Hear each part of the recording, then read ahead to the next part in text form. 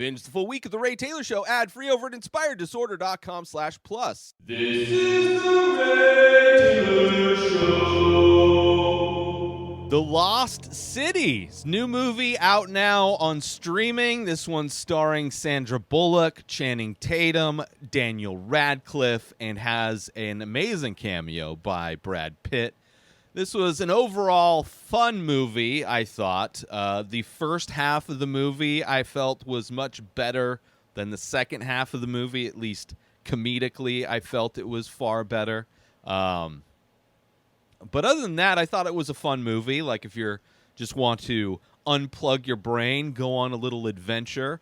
Sandra Bullock plays an author who is well known for writing these adventure romance novels. Channing Tatum plays the cover model for these novels that she puts out.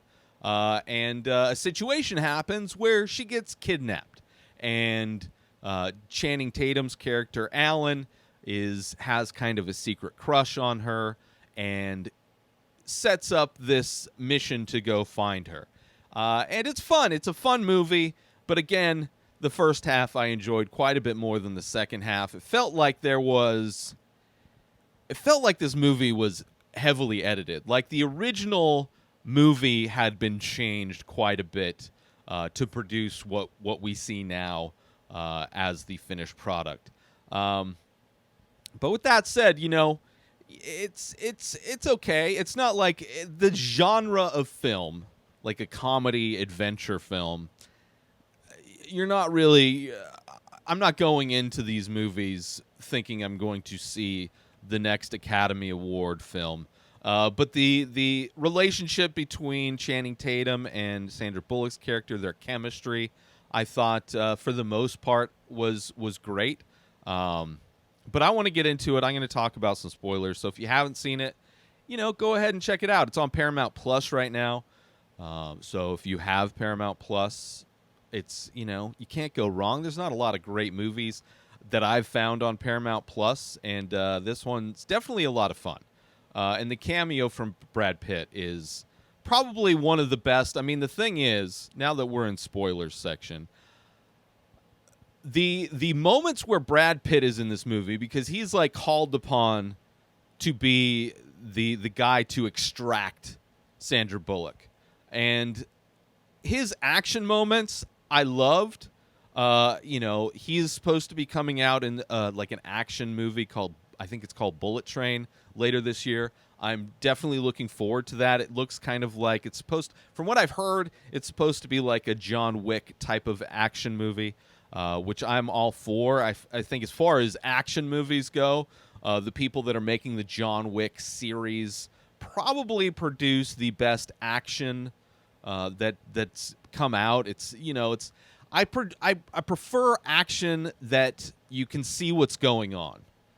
I don't like a lot of the kind of modern trend of action movies where it's shaky cam, really close-ups, a lot of cuts, even though even the action in this one, there's a lot of that cutting.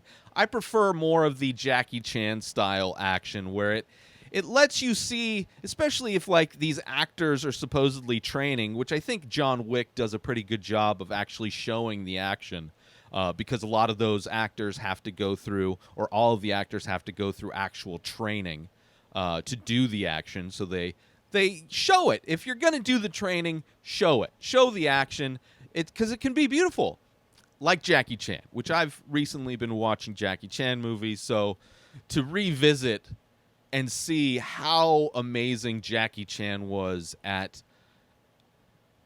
just fleshing out and portraying like beautiful action, it made me realize how kind of horrible a lot of action movies are these days. So I appreciated Brad Pitt's character. Brad Pitt kind of plays the real life version of Dash, who is this character in Sandra Bullock's movies that is portrayed on the cover art by Channing Tatum, his character Alan. So that's a funny thing. But the fact that he is only in the first part of this movie, how he gets taken out is pretty hilarious. Channing Tatum's character, like hearkening back to the roles that he had with doing the undercover, what is that, 21 Jump Street, 22 Jump Street. I think Channing Tatum's hilarious. I think he can pull off comedy like there are very few beautiful people that can pull off comedy like Channing Tatum. Let me put it that way. And not only that, his character, at least for the first half of this movie, his comedy is like this awkward, like dumb guy, quote unquote, which a lot of comedies, use dumb characters as like some kind of shortcut to being funny, which in most of those movies, like all of the characters are dumb. So there's no real contrast to see the stupidity that this character has. Whereas this one, it's clear that Channing Tatum is kind of stupid. Very awkward. I love seeing an awkward Channing Tatum. I love that. But there's a moment about halfway through this movie where it's like, it feels like, I don't know if the script was changed or in editing. I don't know what happened. But Channing Tatum's character, Alan, goes from like this awkward, funny, kind of stupid guy, this like Mimbo kind of a guy, into a confident guy. Still not great at things, still trying to be that Brad Pitt kind of Jack Trainer kind of a guy. But he has like it just feels like a different character halfway through this movie. And a lot of the comedy isn't as funny about halfway through this movie. And now a quick word from our sponsor. Now you can wear The Many Faces, original art by Ray Taylor. Select pieces from the ongoing series of abstract ink paintings. All products made with high-quality materials, made right here in the USA. Go to inspireddisorder.com/TMF merch to browse the entire collection and save yourself an extra 10% when you check out by using coupon code RTSTMF. So once again, go to inspireddisorder.com/TMF merch and save 10% when you use coupon code RTSTMF. And now, back to our show. And I don't know if it's exactly at the moment where Loretta Sage and Alan, played by Sandra Bullock and Channing Tatum, they kind of, so she gets abducted, which I kind of love the abduction scene. It was kind of an effortless kidnapping, where Daniel Radcliffe character is a billionaire who's trying to find this kingdom, this hidden kingdom, and all the jewels and things like that. And he's also kind of got a sibling rivalry with his other spoiled, siblings that are wealthy and kind of trying to make a name for himself, and to do that by this shortcut of discovering this kingdom that Sandra Bullock's character is like kind of unknowingly done work to translate some of the language, this dead language. So she ends up getting kidnapped, and it's a funny scene where like it's just so effortless. Like the guys who are going to kidnap her just pull up, and she thinks it's an Uber, and she just gets right in, which is somebody that's driven rideshare in the past. It is kind of sad how people will just get into a car. Like there's been a few times where the wrong people got into my car. After I like try, because when you're driving, you usually verify like, is this your name? Am I picking up the wrong person? Because, if you pick up the wrong person, you're not getting paid for that ride. And there's a few times where people, usually drunk, just kind of go into your car. And it's ridiculous. It is so ridiculous. So the fact that kind of reality that happens in the real world kind of was how she gets kidnapped, I thought that was funny. But she gets kidnapped. I think Daniel Radcliffe plays a great villain in this movie. I really appreciated him, despite the fact that the overall writing of the movie was lacking. Just the overall second half of this movie. So she gets kidnapped, and it's the thing where she's like being extracted with Brad Pitt, with this Jack Trainer guy, and Alan. And it's amazing that like the beauty that radiates off of Channing Tatum is overpowered by the beauty of and masculinity of Brad Pitt. Like Brad Pitt is one of the few actors that can make Channing Tatum kind of look like a normal guy. Crazy. But they extract him, which is a great scene, like that set piece of Jack Trainer going in, Alan kind of stumbling behind him instead of waiting back at that little tiny smart car, which was also funny. I thought that entire extraction scene was hilarious. I thought the way Brad Pitt's character went out, like just all of a sudden he gets clipped, and as an audience I'm like, "Oh shit." Like, I was so excited. Like, I was happy with seeing the movie where it's like, okay, Brad Pitt's going to help them get out of this thing. I didn't know how much of Brad Pitt was going to be in this movie. So when he gets clipped and then it's just Loretta Sage and Alan on their own in this jungle on an island somewhere trying to get away from these henchmen that are after them, like, I was on board. I was like, this movie is great. And then there's like this emotional campfire scene where Alan's got like eczema. So for some reason Loretta Sage has like multiple face mask things, you know, those face cleanser masks that people put on that make them look like just dollar store mummies. You know, she has a bunch of those for some reason, so she puts those, and it's like a touching scene, whatever. But it seems like after that scene, this movie really falls apart. Like, all of that momentum really just kind of, the comedy, the action, all of that momentum just completely drops out, I feel, during that campfire scene.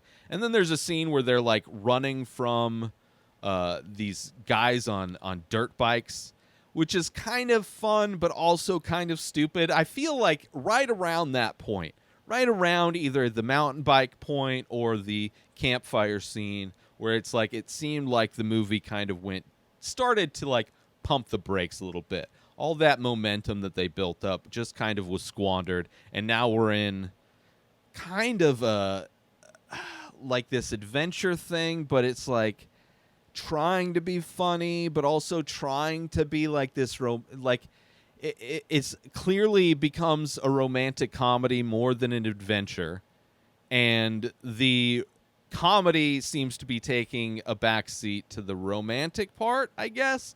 I don't know, but it just felt like it lost a lot around that point.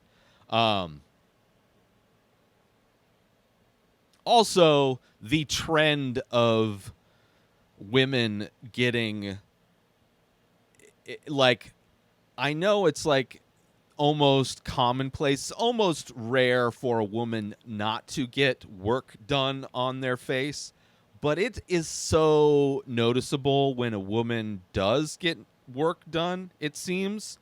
And for me, not a fan, because it's super noticeable, and it feels like a bummer. Like, it just feels like when you see somebody who's got, like, I don't know the technical stuff that's getting done, fillers, Botox, I don't know what it is, but it feels like they have dead face, and I am not a fan. It bothers me to see dead face, if I could be as polite as possible in regards to one of the characters in this movie. And it's a bummer. It's a bummer. But aside from that, I really did enjoy the back and forth between Sandra Bullock and Channing Tatum. I just felt like, I don't know what happened with this movie. I don't know if there were rewrites. I don't know if the studio went in and chopped up the ending of it. I don't know what happened. But a lot of the end of this film, the second half of this film, just feels like it's missing something.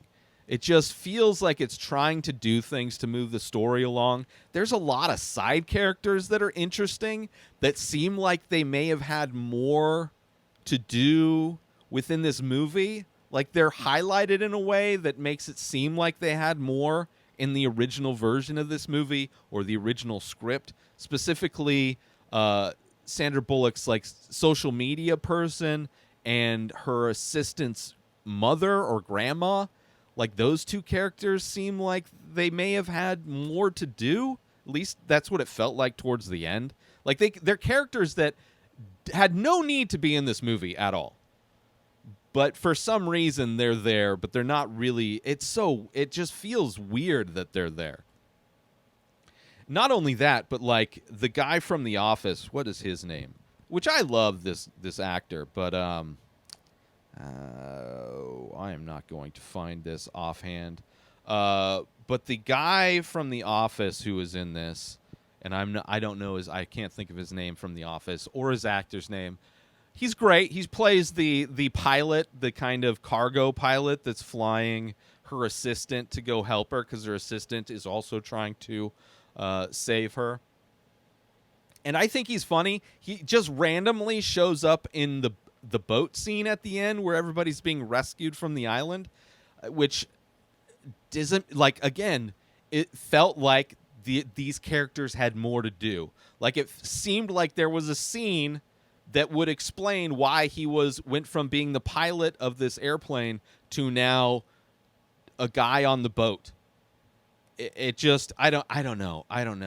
It's a bummer. It's a bummer. Despite the fact I thought this movie was fun, it really felt like this movie was a lot better. It felt like there was a much better version of this movie at some point. Whether it was in the original script, whether it was in the original edit, whether it was, I don't know. But it feels like they cut good parts out of this, or at least connective tissue of some sort.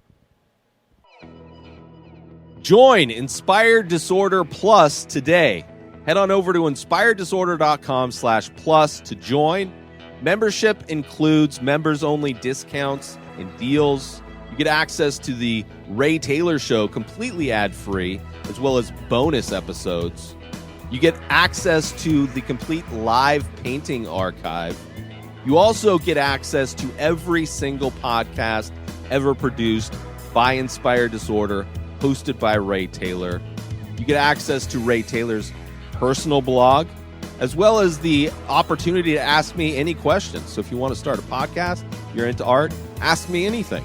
And so many more things are being added every day to Inspired Disorder Plus. So sign up today, become a member, head on over to inspireddisorder.com/plus and become an Inspired Disorder Plus member today.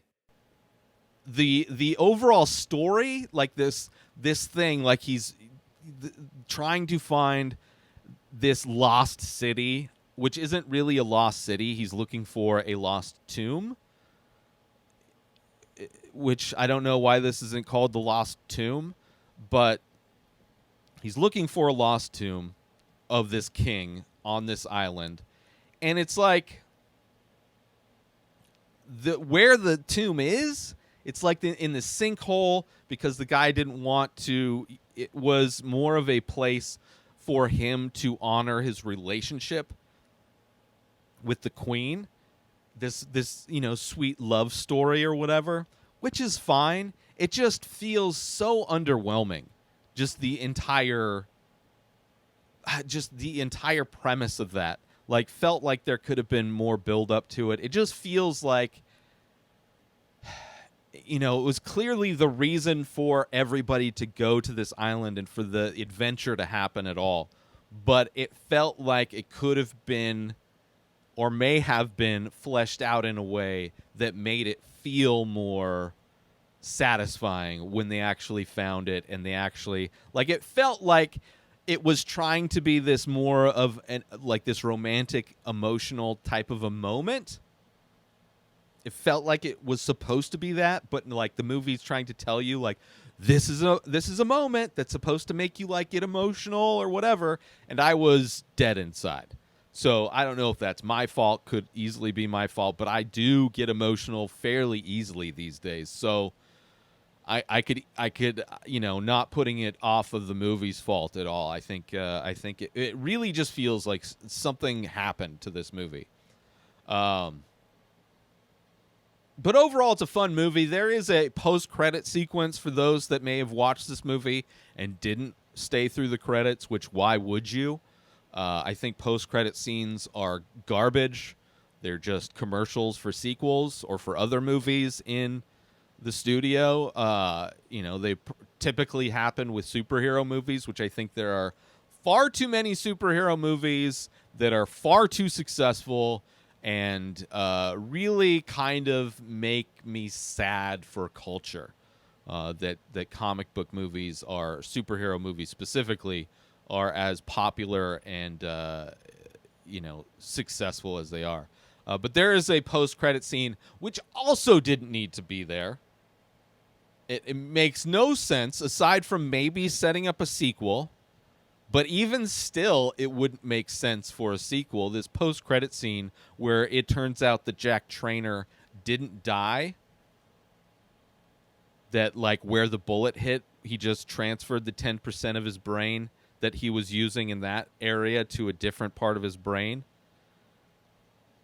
Like a stupid, like just one of the dumbest ways to make somebody exist still. Like there's no reason for that character to live. Like even if they made another movie, the fact that Loretta Sage at the end of this movie is now romantically involved with Alan,